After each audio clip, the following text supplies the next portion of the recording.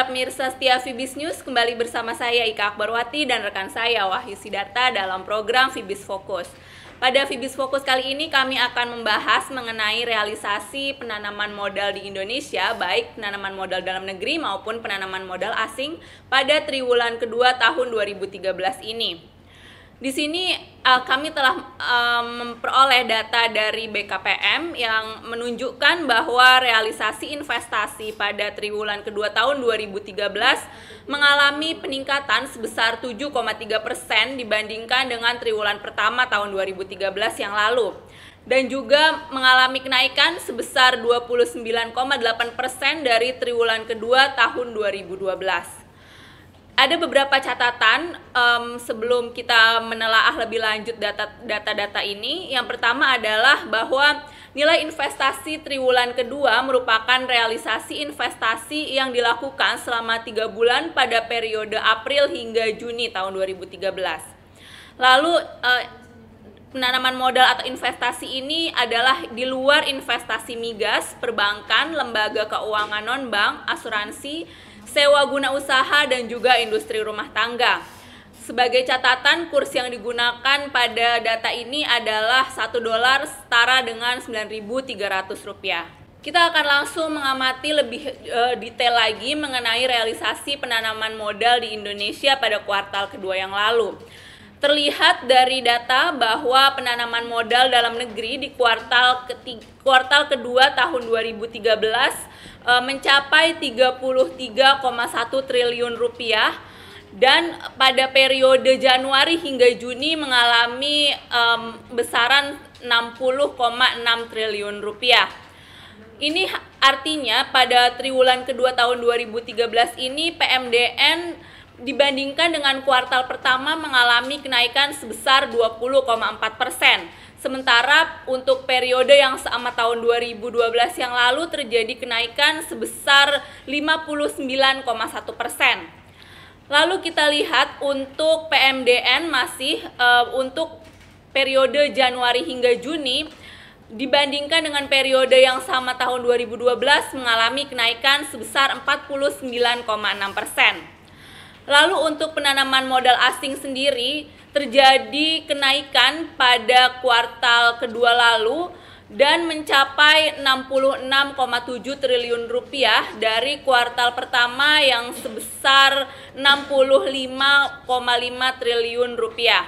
Sementara untuk periode Januari hingga Juni atau pada semester pertama, penanaman modal asing terrealisasi sebesar 132,2 triliun rupiah. Artinya untuk penanaman modal asing ini dibandingkan dengan kuartal pertama yang lalu mengalami kenaikan sebesar 1,8%, sedangkan untuk periode yang sama tahun 2012 mengalami kenaikan sebesar 18,9%.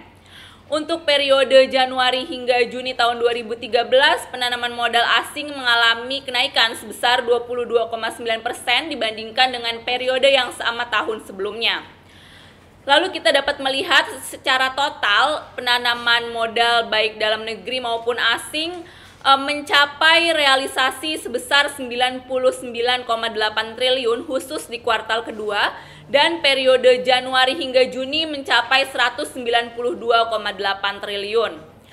Dari angka total realisasi penanaman modal di Indonesia tersebut dibandingkan dengan kuartal pertama mengalami kenaikan sebesar 7,3%. Sedangkan untuk periode yang sama yaitu periode kuartal kedua tahun 2012 mengalami kenaikan sebesar 29,8%. Sementara itu untuk keseluruhan semester pertama terjadi kenaikan 30,2% dibandingkan dengan periode yang sama tahun 2012 yang lalu. Kita melihat juga bahwa pada tahun 2013 ini dari penanaman modal dalam negeri ditargetkan mencapai sebesar 117,7 triliun, dan untuk pencapaiannya hingga pertengahan tahun ini sudah mencapai 51,5%. Hasil ini tentunya masih akan bisa terus ditingkatkan pada kuartal ketiga dan kuartal keempat yang akan datang.